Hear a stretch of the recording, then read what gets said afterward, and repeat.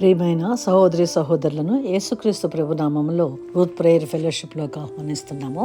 మనం దేవాది దేవుడు చెప్పిన మాటలు వినటానికి ముందు పరిశుద్ధ గ్రంథంలో నుండి కొన్ని వచనాలు చూద్దాము. యెహోవా దృష్టి నీతిమంతుల మీద ఉన్నది, ఆయన చెవులు వారి మొరలకు ఒగ్గి ఉన్నవి. దేవుని యొక్క దృష్టి నీతిమంతుల మీద ఉంది. మన మాటలు వినటానికి ఆయన చెవులు ఒగ్గి ఉన్నారని ఇక్కడ వాక్యం సెలవిస్తోందండి. అలాగే ఇంకొక వచనము, నీ తండ్రితో నేను చేసిన వాగ్దానమును నీ పక్షముగా స్థిరపరిచెదను. ఈ రెండు మాటలు మీకు వింటూ ఉంటే ఏమిటి అని అనుకుంటున్నారు కదా.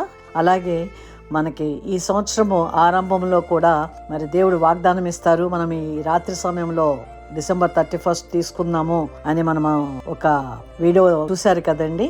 మరొకసారి మీరు చూడాలని నేను ఆశపడుతున్నాను. ఆ యొక్క లింక్ ని డిస్క్రిప్షన్ లో ఇస్తాను. అది చూసిన తర్వాత ఈ వాక్యాలు మీరు వినండి. దేవుడు మనతో మాట్లాడుతున్నారు. ఎందుకంటే మనము ఫలవంతం అవ్వాలని. ఆదికాండము మొదటి 9 అధ్యాయాల్లోనే దేవుడు మనతో 4 సార్లు ఫలించి అభివృద్ధి పొంది భూమిని నిండించి దాన్ని లోపరుచుకుని ఏలుడి అనే వాక్యమును చెబుతూ వచ్చారు. అంటే మనము ఆయన యొక్క వాగ్దానాల ద్వారా ఆయన యొక్క కనికరము కలిగిన హస్తము మన మీద చాచబడి ఉండగా మన జీవితంలో మనం ఫలవంతం అవ్వాలని దేవుడు ఎదురు చూస్తున్నారు.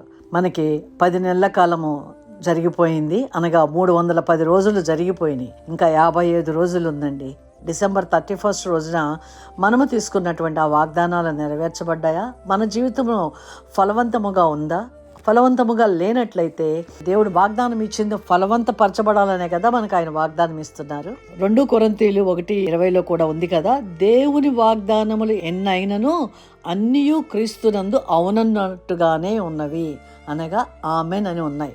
అంటే ఎన్ని ఈ పరిశుద్ధ గ్రంథంలో వాగ్దానాలు ఉన్నాయో అవన్నీ మన జీవితంలో నెరవేర్చబడాలని దేవుని యొక్క ఉద్దేశం.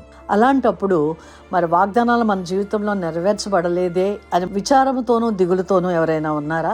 లేదా సగం సగముగా అయింది అన్నట్లుగా ఉన్నారా? లేదా వాగ్దానాలు నెరవేర్చబడినా తృప్తిగా మీకు అనిపించట్లేదా? వాగ్దానాలు పొందుకున్న జీవితం కానీ ఫలవంతముగా అనిపించట్లేదా? సముద్రం ఉంది, సముద్రం నిండా నీరున్నాయి, కానీ ఆ సముద్రములో నీరు 2 రకాలుగా ఉపయోగించుకోవచ్చు మనము. ఒకటి, ఆ నీటిని ప్రాసెస్ చేసినప్పుడు ఉప్పుగా మారుతుంది. అలాగే ఆ నీటిని ప్రాసెస్ చేసి మనం మంచినీరుగా కూడా మార్చుకోవచ్చు. ఇవాళ రోజు ఉన్నటువంటి టెక్నాలజీతో అది చాలా జరుగుతున్నాయి.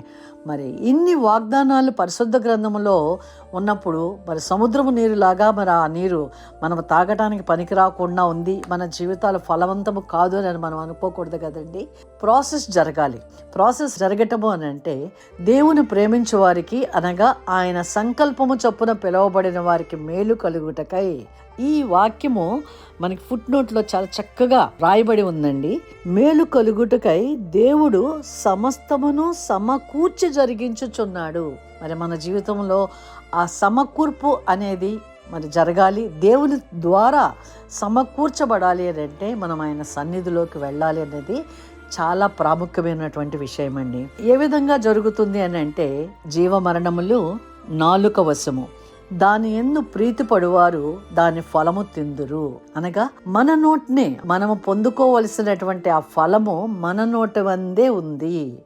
మన నోటి మాటనే మనకి జీవముగా ఉంటుంది అని వాక్యం సెలవిస్తోంది. యేసు ప్రభువు కూడా మార్కు సువార్తలో సెలవిస్తున్నారు కదా.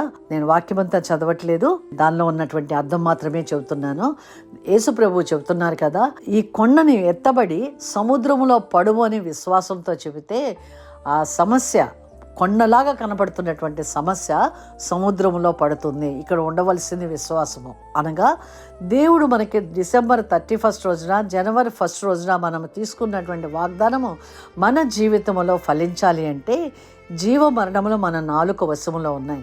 విశ్వాసముతో మనము ఆ వాగ్దానాన్ని తీసుకుని మన జీవితంలో మనం పలుకుతూ ఉన్నప్పుడు తప్పనిసరిగా మన జీవితంలో ఆ వాక్యము, ఆ వాగ్దానము, దేవుడిచ్చినటువంటి వచనము మన జీవితంలో ఆదికాండములోని 4 సార్లు కూడా వ్రాయబడి ఉంది అని చెప్పినటువంటి ఫలించి అభివృద్ధి పొందమని చెప్పిన ఆ ఫలవంతమైన జీవితము మన జీవితంలోకి వస్తుంది. ఎందుకంటే యేసుప్రభువు చెప్పారు కదా, నా వద్దకు వచ్చేవాడు ఎన్నడూను దప్పిగొనడు అని అంటున్నారు.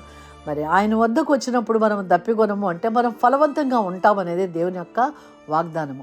అలాగే దేవాది దేవుడు పాత నిబంధనలో కూడా యెహెజ్కేలుని ఎండిన ఎముకల వద్దకు తీసుకుని వెళ్ళి అక్కడ చెబుతున్నారు కదా, ఎండిపోయిన ఈ ఎముకలు బ్రతకగలవా? అలాగుందా మన జీవితం? అలా ఉన్నట్లయితే దేవుడికి ఇప్పుడు కూడా అదే మాట చెబుతున్నారండి.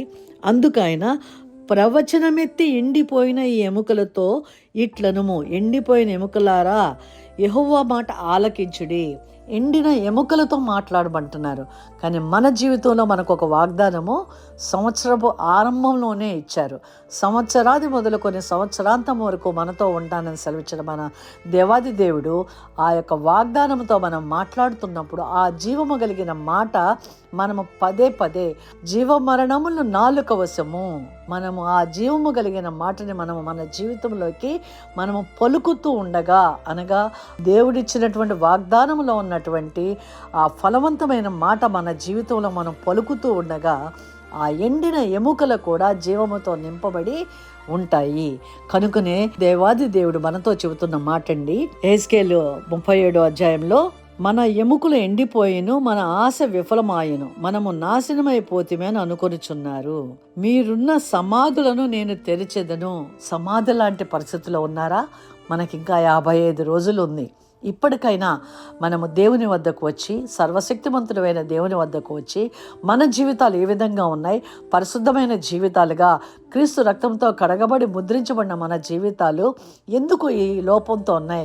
యెహోవా నా కాపరి, నాకు లేమి కలుగుదు అని చెబుతున్నటువంటి మన జీవితంలో ఆ లేమి అనేది ఎందుకు ఉండాలి అని విశ్వాసముతో, రోషముతో, మన దేవుడు రోషము కలిగిన దేవుడు కనుక ఆయన వద్దకు మనం వచ్చి మనము హృదయమంతుడితో, ప్రభువా నేను నీ చిత్తంలో జీవిస్తాను, నీ వాక్యానుసారమైన జీవితం నేను జీవిస్తాను అని ఆయనకు మనల్ని మనం అప్పగించుకున్నట్లయితే, తండ్రి అని దేవుడు చెప్తున్నారు కదా, మీరున్న సమాధులను నేను తెరిచెదను, సమాధులలో నుండి మిమ్మల్ని బయటికి రప్పించి ఇశ్రాయేలు దేశంలోనికి తోడుకొని వచ్చేదను.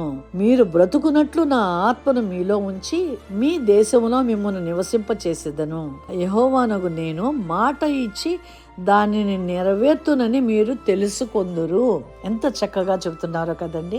మనకిచ్చిన వాగ్దానము సంవత్సరాంతంలో ఊరికే ఏదో ఒక వాగ్దానముగా, ఒక మాటగా తీసుకుని మనం పక్కన పెట్టి లేకపోతే మార్క్గా పెట్టుకోవటం కాక, ఆ వచనమును మన జీవితంలోకి, ఎండిన ఎముకలలోకి ఎలా అయితే ప్రవక్త ప్రవచిస్తూ ఉండగా ఆ ప్రవక్త మాటలకి ఆ ఎముకలు జీవము కొని సైన్యముగా ఎలాగ తయారైనయో, ఈ 55 దినాలలో మన జీవితంలో మనము కూడా అట్టి విధముగా జీవముతో నింపబడి మన జీవితంలోకి దేవుడిచ్చిన ఆ జీవము కలిగిన వాగ్దానము నెరవేర్చబడినట్లుగా మన బిడ్డల జీవితాల్లోనూ, మన జీవితంలోనూ, మన దైనందిన జీవితం నుంచి కొద్దిగా దేవునికి సమయం ఇచ్చి మనం వెతుకుదామండి. ఈ 55 రోజులు మన జీవితంలో తప్పనిసరిగా ఫలవంతంగా అవుతాయని నా జీవితంలో దేవుడు చేసి ఉన్నారు. అదే కార్యమును మీ జీవితాల్లో కూడా దేవుడు చేయటానికి సిద్ధంగా ఉన్నారని ఈ వాక్యం చాలా స్పష్టంగా చదివిస్తోంది. యెహోవానగు నేను మాట ఇచ్చి దానిని నెరవేర్తునని మీరు తెలుసుకొందురు. ఆ తెలుసుకోవాలి అంటే మీరు ఈ 55 దినాలు కూడా దేవుని సన్నిధిలో, దేవుని చిత్తములో మీరు జీవించినట్లయితే తప్పనిసరిగా మీరు ఫలిస్తారు. మీరు ఆ విధంగా ఫలించడానికి మీకు ప్రార్థనా సహాయము కావాలంటే నేను మీతో కలిసి ప్రార్థన చేయడానికి కూడా అనుదినము కూడా మీరు ఎవరైనా సరే ప్రార్థన అవసరత కలిగి, నేను ఒక్కదాన్నే ప్రార్థన చేస్తున్నాను, నేను ఒక్కడినే ప్రార్థన చేస్తున్నాను, నాకు ప్రార్థనకి జవాబు రావటం లేదని మీరు అనుకున్నట్లయితే మీతో కలిసి ప్రార్థన చేయడానికి నేను సిద్ధంగా ఉన్నాను. అలాంటి సహాయం అవసరమైనట్లయితే ఫోన్ చేయండి, మీతో కలిసి నేను ప్రార్థన చేయగలను. నేను ప్రస్తుతం USA ఉన్నాను. 15వ తారీఖు వరకు మీకు నేను మీ నైట్లో ప్రార్థనా సహాయాన్ని అందించగలను. ఎందుకంటే మీ నైట్ మాకు అక్కడ పగలు కాబట్టి మీకు అందించగలను. ఇండియా వచ్చిన తర్వాత కూడా మీరు ఏ సమయంలో ఫోన్ చేసినా మీతో కలిసి ప్రార్థించడానికి నేను సిద్ధంగా ఉన్నాను. మన దేవుడు మనల్ని ఆశీర్వదించడానికే, ఫలించి అభివృద్ధి పొందమని దేవాది దేవుడు ఆదికాండం 1వ అధ్యాయంలో ఇచ్చిన ఆ జీవము కలిగిన మాటలు మీ జీవితంలో, నా జీవితంలో ఫలవంతపరుస్తారు కనుక ప్రార్థన చేసి ముగించుకుందామండి. సర్వశక్తిమంతుడా స్తోత్రం తండ్రి. అవును ప్రభా, నా జీవితంలో అనేక వాగ్దానాల ద్వారా మీరు మాట్లాడి నా జీవితాన్ని, నా బిడ్డల జీవితాన్ని ఫలవంతముగా చేసి ఉన్నారు, అభివృద్ధిలోకి తీసుకుని వచ్చారు. ఈ వాక్యం వింటున్న వారి జీవితంలో కూడా మీరు ఇచ్చిన వాగ్దానాలు ఫలవంతపరిచే దేవుడిగా ఉన్నారని విశ్వాసముతో కృతజ్ఞతాస్తుతులు చెల్లిస్తూ యేసు నామములో ప్రార్థించి వేడుకొంచున్నాను తండ్రి. ఆమేన్.